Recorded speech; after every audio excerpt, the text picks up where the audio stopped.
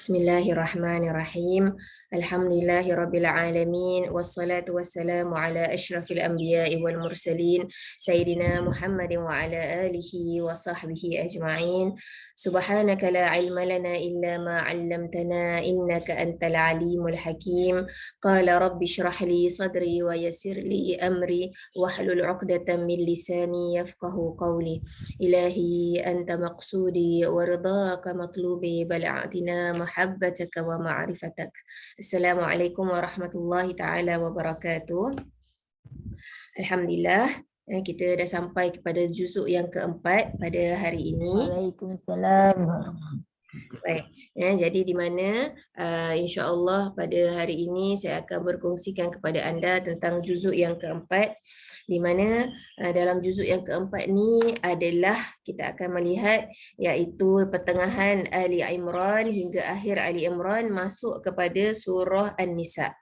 Okey, jadi apa yang saya nak kongsi, highlight yang terpenting ataupun bagi saya tadabbur yang terpenting untuk kita ambil pengajaran daripada surah Ali Imran dalam juzuk yang keempat ini adalah Allah Subhanahu Wa Taala nak mengajar kita untuk melihat sesuatu perkara itu nak memperbetulkan mindset kita.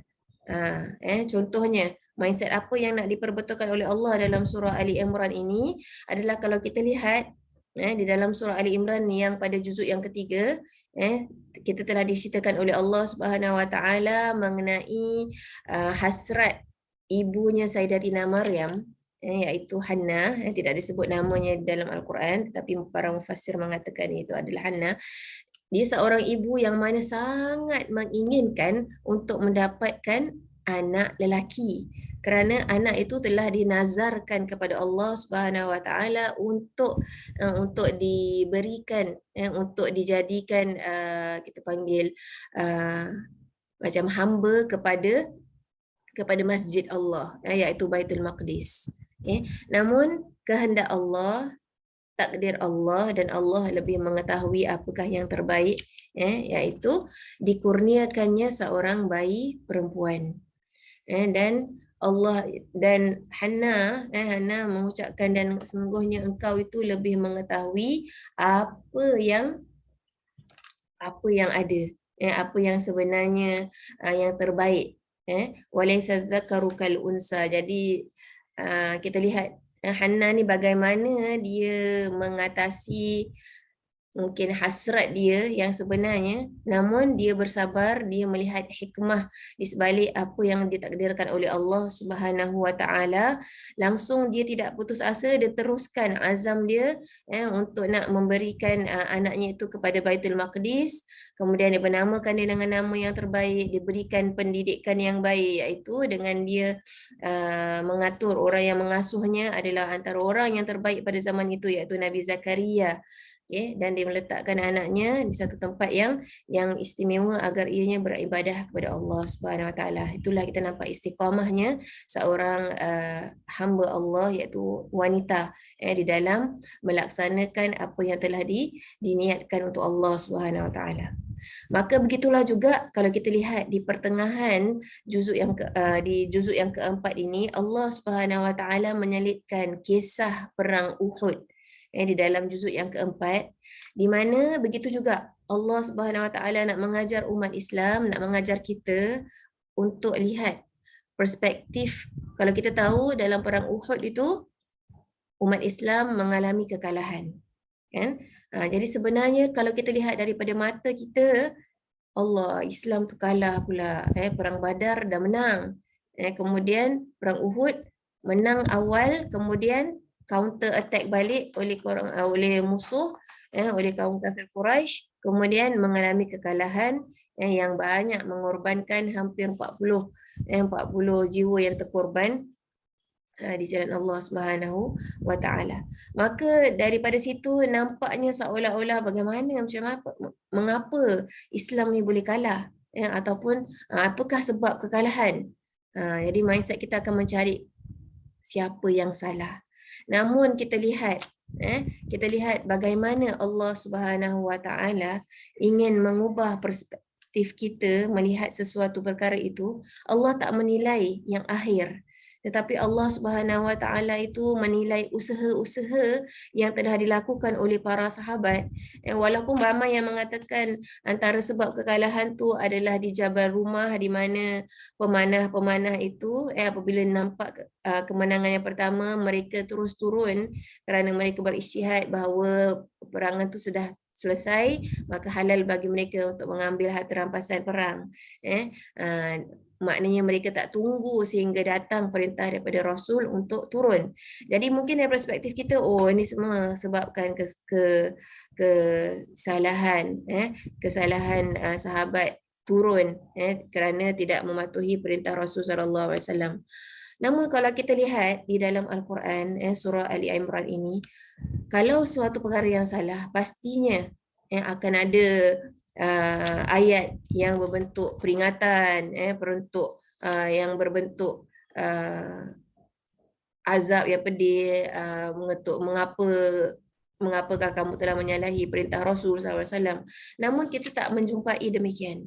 Malahan apa yang dipaparkan di dalam surah Ali Imran juzuk yang keempat ini sangat menarik dan sangat menarik hati seorang hamba. Iaitu Allah Subhanahu Wa Taala nak mengajarkan agar kita umat Islam melihat sesuatu yang indah di sebalik sesuatu peristiwa yang Allah Subhanahu Wa Taala takdirkan untuk ianya berlaku. Iaitu yang pertama, Allah Subhanahu Wa Taala nak mengajar kepada umat Islam, mengajar kepada kita sidang pembaca Al-Quran, bahawa yang pertama, kalau kita lihat dalam ayat 144 tentang bab kematian. Mungkin daripada zahir kita lihat kematian itu adalah suatu yang ialah menyedihkan, suatu malapetaka yang menimpa keluarga. Namun Allah SWT nak mengatakan bahawa setiap jiwa itu pasti akan menghadapi kematian. Rasulullah, wa ma Muhammadun illa rasulun qad khalat min qablihi rusul. Sedangkan Rasulullah SAW juga ditimpa kematian. Jadi ia suatu perkara yang lumrah, yang fitrah semula jadi manusia. Kemudian kita lihat bagaimana Allah Subhanahu Wa Taala menggambarkan para sahabat yang mati syahid. Kerana kafir Quraisy semua ketawa para pejuang seolah-olah mereka tu macam mati katak, mati yang tak ada faedah. Namun Allah Subhanahu Wa Taala tu menghabarkan berita yang sangat indah kepada para syuhada dalam ayat 169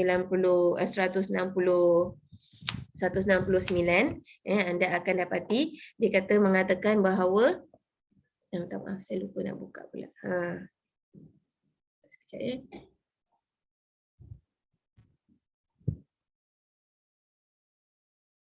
Anda akan mendapati bahawa kedudukan para syuhada yang berjuang di jalan Allah itu iaitu wala tahsabannal ladzina qatalu fi sabilillahi amwata bal ahya'un inda rabbihim yurzaqun. Masya-Allah. Jadi kalau kita lihat Sayyidina Hamzah pakcik Rasul SAW gugur di medan Uhud, kemudian Mus'ab bin Umair sahabat yang memegang panji bendera Islam di perang Uhud, dipatah dipotong tangan kanannya, dipegang tangan kiri benderanya, dipotong tangan kiri, digigitnya bendera tersebut di mulutnya, hingga kan dia tak membenarkan panji-panji Islam ini gugur di tanah. Subhanallah. Jadi perjuangan ini semua subhanallah diiktiraf oleh Allah Subhanahu Wa Taala. Malah kalaulah para syuhada tu dapat kembali semula ke dunia, pastinya mereka akan datang kembali ke dunia tetapi untuk pergi ke medan perang dan gugur mati syahid kerana mereka telah merasakan nikmatnya di alam barzah, suatu tempat yang istimewa disediakan oleh Allah Subhanahu Wa Taala. Okey. Kemudian kita lihat pula bagaimana Allah Subhanahu Wa Taala mengatakan kepada para sahabat yang bertungkus lumus di perang Uhud, tidak yang disia-siakan oleh Allah Subhanahu Wa Taala. Kita lihat dalam ayat 173 pula, dalam ayat 173, alladzina istajabu lillahi war rasuli min ba'di ma asabahumul qarh. Jadi Allah Subhanahu Wa Taala memuji usaha mereka, semangat mereka yang berkobar-kobar, walaupun al-qarh itu sudah penuh dengan luka di badan mereka, namun mereka menyahut seruan Allah dan Rasulnya. Dan inilah yang Allah Subhanahu Wa Taala ingin kita melihatkan kualiti yang ada pada diri para sahabat itu, yang di mana disuruh kita untuk mencontohi kualiti mereka. Tidak mengapa apakah keputusan ataupun result yang telah ditakdirkan Allah, namun yang menjadi perhatian Allah adalah bagaimana usaha kita. Jadi kita boleh kaitkan dalam Ramadan ini, bagaimana usaha kita, bagaimana kualiti yang kita letakkan di dalam bulan Ramadan. Apakah kesudahannya, sama ada kita dapat Lailatul Qadar ataupun kita tidak dapat Lailatul Qadar, itu urusan Allah Subhanahu Wa Taala. Kerana kita hamba Allah, bukan hamba untuk mengejar Lailatul Qadar sahaja. Jadi itu yang kita ingin terapkan di dalam bulan Ramadan ini. Kita perbaiki kualiti solat kita, kualiti kita dalam bagaimana hubungan kita dengan Al-Quran, bagaimana hubungan kita dengan sesama manusia, dan bagaimana kita menjalinkan ukhuwah kita sesama manusia. Dan selepas hampir alhamdulillah COVID ni dah nak menjadi biasa dah dalam kehidupan kita, itu yang diperhatikan oleh Allah Subhanahu Wa Taala, dan itulah implementasi kita untuk nak memahami juzuk yang keempat ini. Dan yang terakhir sekali, mungkin saya ingin kongsikan bagaimana pula Allah Subhanahu Wa Taala memperlakukan orang yang dah sahabat-sahabat yang telah buat kesilapan. Setiap manusia buat kesilapan, sebab itu kita dinamakan Nas. Nas tu daripada kalimat nasiya, lupa. Kita rasa lupa apa? Lupa untuk mensyukuri nikmat Allah. Kadang-kadang terlupa meringan apabila kita terpengaruh dengan suatu kenikmatan dunia, kita terlupa untuk melaksanakan kewajipan kita ataupun apakah perkara yang lebih penting ketika itu untuk dilaksanakan, kerana kita bergelar manusia. Namun Allah Subhanahu Wa Taala menyebut dalam surah ini, wasari'u ila maghfiratin min rabbikum, dan bersegeralah kamu untuk mendapat keampunan Allah Subhanahu Wa Taala. Jadi ini adalah para sahabat yang telah berjuang di jalan Allah dalam perang Badar. Kemudian mereka berjuang di jalan Allah di perang Uhud. Allah Subhanahu Wa Taala mengatakan kepada mereka, bersegeralah apabila mereka menyadari kesilapan mereka, mereka melihat consequences daripada apa yang mereka lakukan itu. Banyak sahabat mereka yang mati syahid, kemudian Islam mengalami kekalahan. Namun mereka terasa seolah-olah mereka tu kesalahan mereka yang amat besar. Namun kita lihat bagaimanakah kasih sayang Allah, dengan Allah mengatakan wasari'u ila maghfiratu, datang, kembalilah kepada Allah, pergi kepada Allah, dan Allah Subhanahu Wa Taala akan mensucikan kamu, akan membersihkan kamu daripada kesilapan yang kamu lakukan. Subhanallah. Jadi kita lihat dekat sini pengajaran daripada daripada peperangan Uhud yang diselitkan oleh Allah Subhanahu Wa Taala dalam surah Ali Imran ini sangat indah.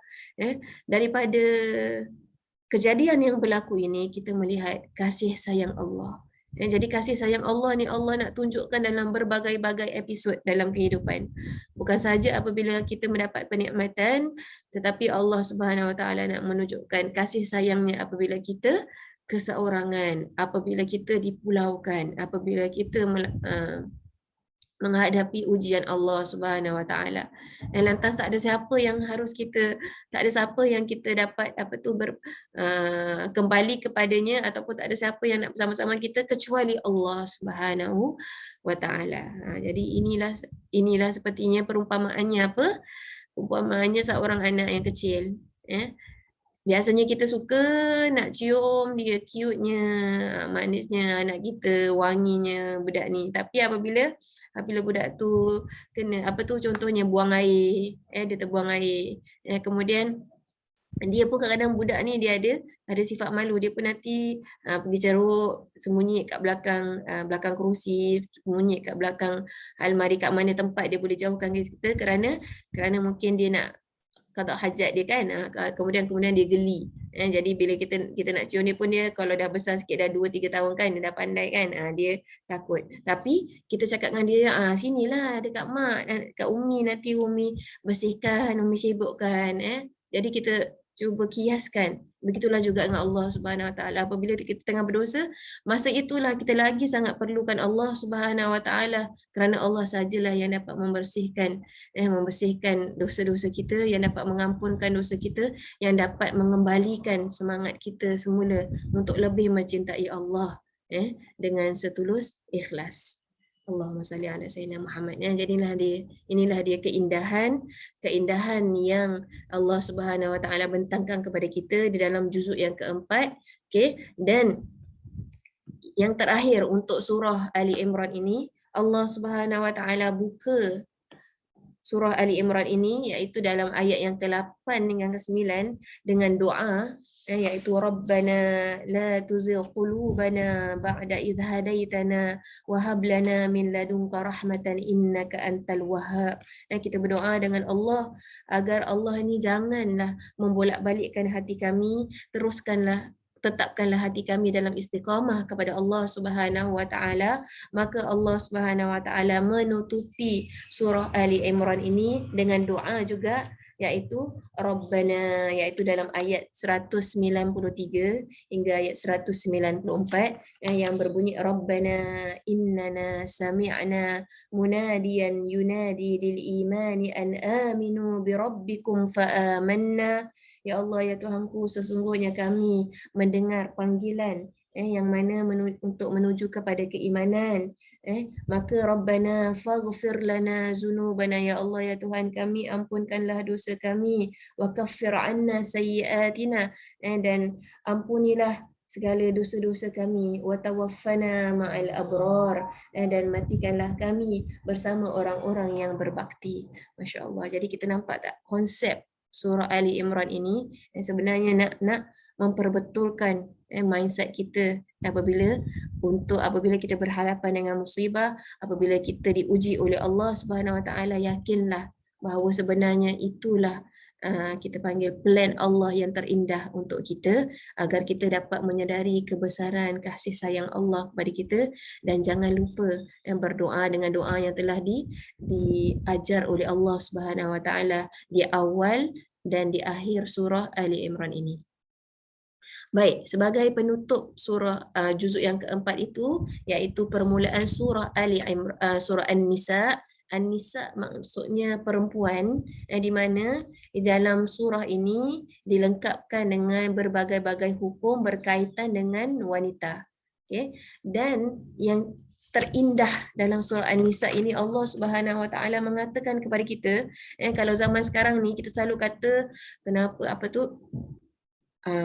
mungkin wanita itu tertindas, kenapa wanita itu, mungkin ada di antara kita yang berpandangan mindset lagi ni, tengok tetap dengan mindset kita bahawa adakah Islam tu merendahkan wanita, kenapa wanita ni ada tidak banyak mendapat tempat dalam Islam, kan? Itu hanya mindset kita. Namun kalau kita lihat di awal surah An-Nisa, Allah Subhanahu Wa Taala memberitahu kita bahawa Allah menciptakan lelaki dan perempuan daripada sumber yang sama, yang menunjukkan status kita ni sama antara lelaki dan perempuan, iaitu dengan ayatnya Ya ayyuhan nasu taqu rabbakumul ladzi khalaqakum min nafsin wahidah. Wahai orang-orang yang beriman, wahai sekalian manusia, bertakwalah kepada Tuhanmu yang telah menciptakanmu daripada diri yang satu, daripada nafsin, daripada sumber yang satu ini Allah ciptakan Nabi Adam dan Sayyidatina Hawa. Jadi ini menunjukkan Allah Subhanahu Wa Taala, di mata Allah semuanya sama, baik lelaki dan perempuan. Namun setiap daripada Hawa dan Adam, setiap daripada lelaki dan perempuan itu ada peranannya yang berbeza. Allah Subhanahu Wa Taala lengkapkan kita dengan kelebihan dan kekurangan yang beza antara satu sama lain, di mana dengan kekurangan dengan perbezaan itulah Allah Subhanahu Wa Taala menyuruh kita untuk melengkapkan satu sama lain dengan jalan pernikahan. Maka akan sempurnalah kita punya perilaku kita, dengan kita saling faham, memahami satu sama lain, saling tolak ansur satu sama lain, saling mempelajari tingkah laku apa kekuatan wanita, apa kelemahan wanita, apa kekurangan seorang lelaki, apa kekuatan seorang lelaki, maka dua individu ini, dua pasangan ini akan menjadi sempurna dengan mereka saling faham, memahami satu sama lain. Baik, insya-Allah itu saja perkongsian saya untuk juzuk yang keempat ini. Insya-Allah dalam juzuk yang kelima kita akan mendalami lagi di antara apakah isu-isu yang dibentangkan oleh Allah Subhanahu Wa Taala di dalam surah An-Nisa ini. Moga kita dapat mengambil pengajaran dan pengiktibar. Sekian, wabillahi taufiq wal hidayah. Wassalamualaikum warahmatullahi taala wabarakatuh.